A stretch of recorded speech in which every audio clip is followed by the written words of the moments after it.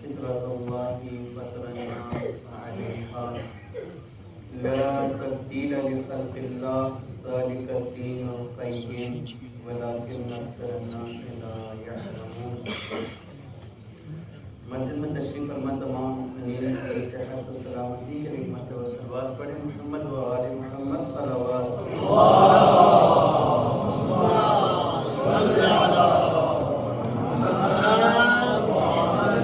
آج 5 شعبان المعظم یوم ولادت باسعادت حضرت علی بن حسین زین العابدین سید الساجدین.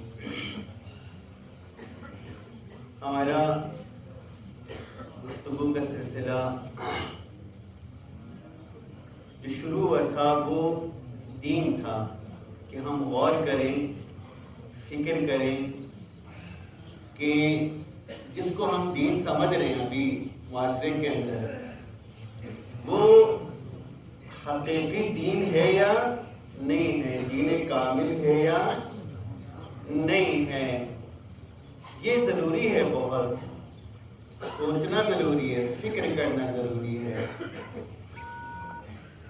جیسے کہ امام موسیٰ کاظم علیہ السلام کہ وہ جو حدیث میں خدمت عرض کیا تھا نا کہ تفقہوا فی الدین، دین میں سمجھ پیدا کرو، فکر کرو، غور کرو، حقیقی دین کو تلاش کرو.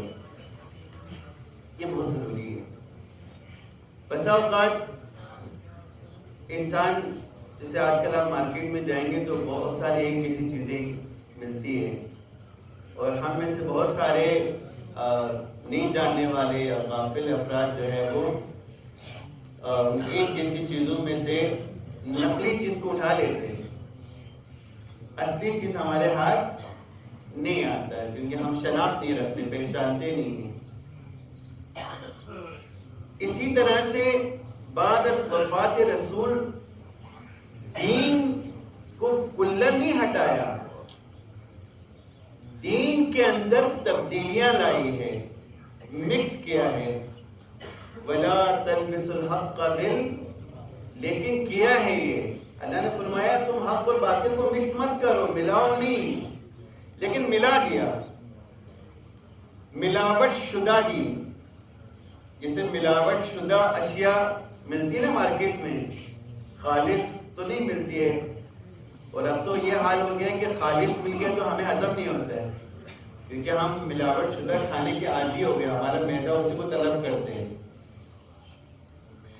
اسی طرح سے دین کو بھی ملاوٹ شدہ بنا دیا گیا ہے، دین کے اندر بھی ملاوٹ کر دی گئی ہے. اور اس کا آغاز بعد از وفات رسول ہوا اور آہستہ آہستہ آہستہ آہستہ اس کے اندر تبدیلیاں لاتے گیا. دین کو اپنی جگہ رکھا لیکن اس دین کے اندر تبدیلیاں واقع کر دی. لہٰذا اب ہمیں ضروری ہے آج ہم غور کریں، سمجھیں کہ یہ جو دین ہم جس کو دین سمجھ رہے ہیں یعنی اس کو ہم کافی سمجھ رہے ہیں، اجتماعی طور پر اور انفرادی طور پر ہم جس کو کافی سمجھ رہے ہیں، بس ٹھیک ہے دین ہے معاشرے میں یہ سمجھ رہے ہیں، تو یہ کیا درست ہے یا غلط ہے؟ اب اس کے لیے آپ کو معاشرے کو دیکھنا ہوگا. معاشرہ ٹھیک ہے تو آپ سمجھیں کہ ہم ٹھیک دین پر ہے، دین اپنی جگہ پر ہے، دین خالص ہے. اگر معاشرہ ٹھیک نہیں ہے تو پھر ہمیں سوچنا ہوگا، اس کا مطلب ہم درست دین کی شناخت نہیں رکھتے، ہم ملاوٹ شدہ دین کو دین سمجھ رہے ہیں، ناقص دین کو دین سمجھ رہے ہیں، جس کی وجہ سے معاشرے میں اس دین کی وجہ سے کوئی تبدیلی نظر نہیں آ رہی ہے، کوئی آثار نظر نہیں آ رہے، دین کا کوئی اثر نظر نہیں آ رہا ہے. ایک مثال میں نے اسے دی تھی، صرف تعلیم کو آپ اٹھائیں تو تعلیم کے کئی درجے ہیں ہمارے معاشرے میں، طبقاتی تعلیم ہے. غریب کا بچہ تعلیم حاصل نہیں کر سکتا بھلے جتنا بھی ذہین ہو، اس لیے کہ تعلیم اس نے خریدنا ہے۔ تو جو طبقاتی معاشرہ ہوتا ہے وہ اسلامی معاشرہ نہیں ہوتا ہے، وہ توحیدی معاشرہ نہیں ہوتا ہے، وہ شرک والا معاشرہ ہے، مشرک معاشرہ ہے، کیونکہ یہ شرک کی علامت ہے۔ جس معاشرے میں طبقات پایا جائے، طبقاتی نظام پایا جائے، یہ شرک کی علامات میں سے ایک علامت ہے کہ معاشرے کا جو نظام ہے نظام شرک ہے، نظام توحید نہیں ہے۔ اس میں جب تک یہ نظام موجود ہے یہ طبقات ختم نہیں ہو سکتا۔ دوسرا، علاج، صحت ہر معاشرے کی فرد کا حق ہے، اس کا بنیادی حق ہے اسے اس کے صحت کے لیے علاج کا انتظام ہو۔ لیکن آپ دیکھیں تو وہ بھی طبقات کا شکار ہے۔ طبقاتی ہاسپٹل ہے ہمارے علاقے میں، ہمارے ملک میں۔ غریب آدمی کے لیے علاج ناممکنات میں سے کہ وہ اپنا درست علاج کرا سکے، ہزارہ چندے کرا کے، بڑے مشکل سے قرضہ لے کے، زمین بیچ کے،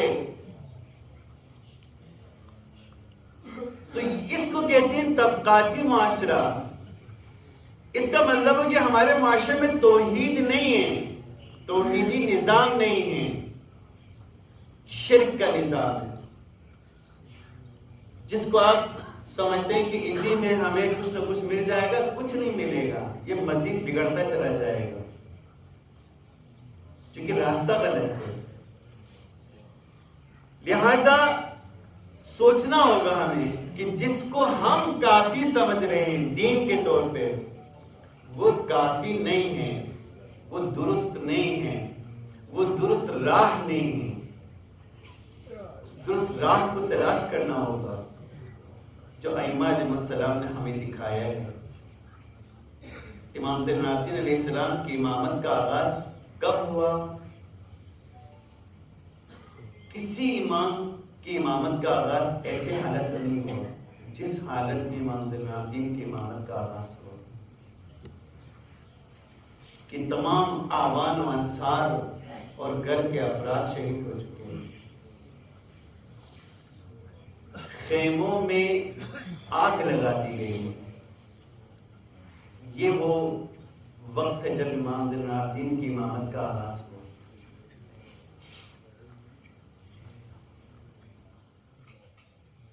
لہذا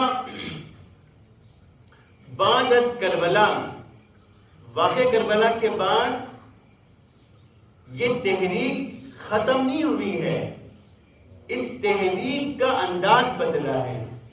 انداز کیوں بدلا ہے؟ آبان و انصار کی کمی کی وجہ سے۔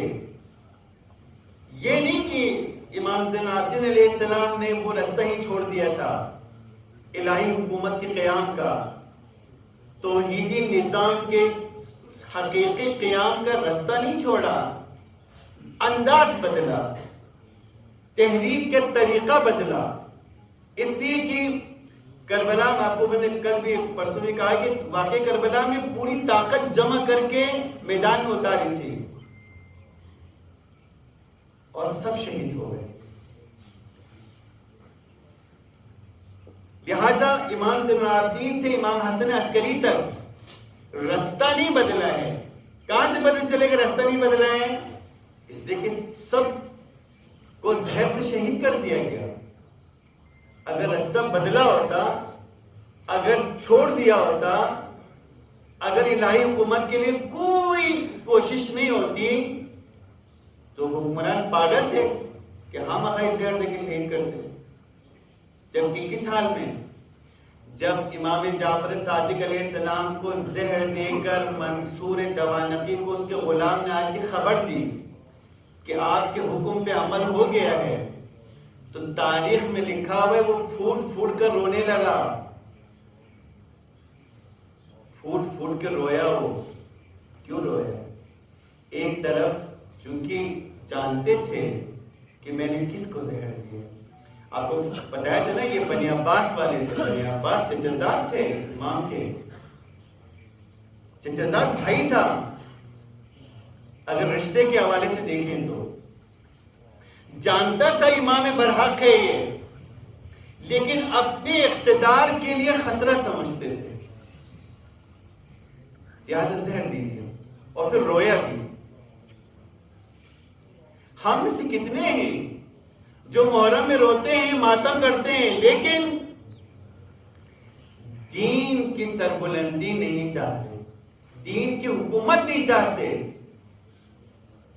الہی حکومت کے بالکل خلاف کھلا علن اعلان بولتے نہیں ہونا چاہیے.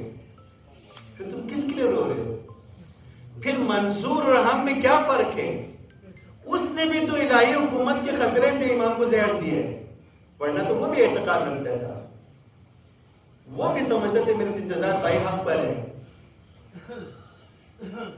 اور رویا, سر پیٹ کے رویا. تو اس کا رونا اس کو نجات دے گا, اس کا رونا اسے نجات نہیں دے گا. کیونکہ میں نے آپ کی خدمت میں عرض کیا کہ رونا ایک جذبات ہے, انسانی فطرت کا حصہ ہے. اس کے دل کو ٹھیس پہنچے گا تو روئے گا تھوڑی دیر کے لیے, جب جذبات ختم ہو گئے, ٹھنڈا ہو گیا, ختم ہو گیا. ہمارا کوئی عزیز دنیا سے چلا جائے ہم روتے ہیں, پھر کتنے دن روتے ہیں, پھر بھول جاتے ہیں, پھر اپنی دنیا میں مگن ہو جاتے ہیں. تو کسی امام نے بھی اس راہ کو ترک نہیں کیا ہے, لیکن اعوان و انصار کی کمی کی وجہ سے مسلح جدوجہد نہیں کی ہے, مسلح جدوجہد نہیں کی ہے. لیکن اب زمانہ بدل گیا ہے. جیسے رہبر معظم نے فرمایا کہ یہ شعب ابی طالب کا دور نہیں ہے, یہ دور فتح خیبر کا دور ہے. ایک مرتبہ شعیب ابی طالب, آپ کو پتا ہونا چاہیے, جوان کے لیے بزرگ سر جانتے ہوں گے کہ رسول خدا نے 3 سال تک, کتنے سال؟ 3 سال تک شعیب ابی طالب نے پناہ لی ہے. شعیب ابی طالب سے مراد ایک درہ تھا, حضرت ابو طالب کا اپنا ذاتی ان کی ملکیت تھی. اس درے میں 3 سال رہے, کیونکہ مکے والوں نے اقتصادی بائیکاٹ کا اعلان کیا تھا کہ بنی ہاشم سے نہ کوئی چیز خریدے گا نہ بیچے گا, نہ کوئی رشتہ دے گا نہ رشتہ لے گا, نہ کوئی آئے گا نہ کوئی جائے گا. اقتصادی بائیکاٹ کیا, معاشرتی بائیکاٹ کیا بنی ہاشم سے. تو حضرت ابو طالب نے بنی ہاشم کے لوگوں کو لے کر, پیغمبر خدا کو لے کر اپنے اس درے میں جا کے 3 سال تک پناہ دی اور بہت سخت زندگی گزاری, بہت سخت زندگی. رات میں کئی مرتبہ پیغمبر خدا کا بستر تبدیل کر دیا جاتا ہے, اور ابو طالب کی کتنے قربانی ہے, اور اس بستر پہ اپنے کسی فرزند کو سلاتے ہیں. کہیں اگر اچانک کسی نے حملہ کیا رات میں تو پیغمبر کی جان بچ جائے. تو 3 سال تو وہ دور نہیں ہے. اس وقت تشیع بہت بڑی طاقت ہے. دیکھیں نا آپ, امریکہ کا جو صدر ابھی جو جس کو پاگل بنا کے لایا ہوا ہے, یہ کس کو ڈرانے کے لیے لایا ہے؟ یہ فقط ایران کو ڈرانے کے لیے لایا ہے. باقی سب تو پہلے سے ڈرتے ہیں, باقی سب کو ڈرانے کی ضرورت نہیں ہے. یہاں تک کہ آپ کو میں بتاؤں, چین اور روس بھی امریکہ کے سامنے بہت احتیاط سے چلتے ہیں. وہ بھی ڈائریکٹ امریکہ سے ٹکرانے کی ہمت نہیں رکھتے, جبکہ چین اور روس بہت بڑی طاقت ہے. لیکن ڈائریکٹ امریکہ سے ٹکرانے کی قوت نہیں, اگر رکھتا ہوتا تو ابھی جو مادورو جو وینزویلا کا صدر ہے, جب یہاں پہ جب امریکہ نے ریڈ کیا تھا تو چین اور روس نے آگے آنا تھا, کیونکہ چین اور روس سب سے زیادہ اس کے اقتصادی پارٹنر تھے. چین پورا تیل وہاں سے لے رہا تھا. چین پاگل ہوا اس وقت. آپ سوشل میڈیا پہ اگر دیکھیں تو چین آئے دن امریکہ کے کارٹون جو ہے نا وہ شیئر کر رہے ہیں امریکی صدر کا, کیونکہ وہ تیل جو ہے نا وہ سارا تیل چین جاتا تھا, چین خریدتا تھا. اب امریکہ نے بند کر دیا رستہ اس کا کوئی تیل نہیں جائے گا یہاں سے. تو جس ملک سے چین اور روس جیسی بڑی طاقتیں بھی ڈائریکٹ ٹکرانے سے ہچکچا رہے ہیں، اس سے کون ٹکرا رہے ہیں؟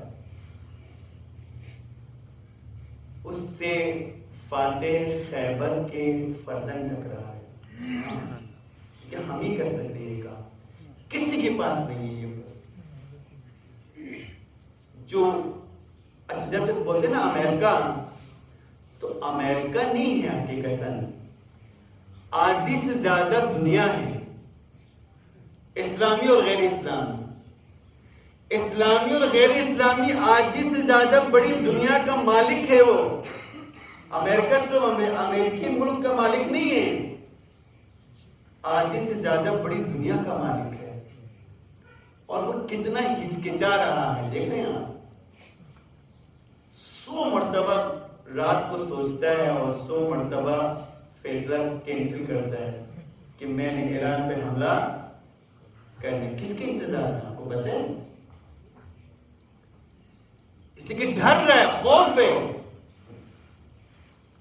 کہ مارنے کے بعد رزلٹ کیا آئے گا، نتیجہ کیا نکلے گا. تو یہ جو طاقت ہے نا، اصل بس ختم بات ہوا کرتے ہیں، یہ طاقت دین کی طاقت ہے. بس یہ خلاصہ ہے، یاد رکھیں. مکتب تشیع کی طاقت ہے، خدا کے بتائے ہوئے اصول و ضوابط کی طاقت ہے. یہی دین ہمارے پاس بھی ہے، بلتستان والوں کے پاس بھی ہے، لیکن اس کی درست شناخت پیدا نہیں کیا ہم نے اس کو درست نظر سے دیکھا نہیں، اس کی قدر و قیمت جانا نہیں.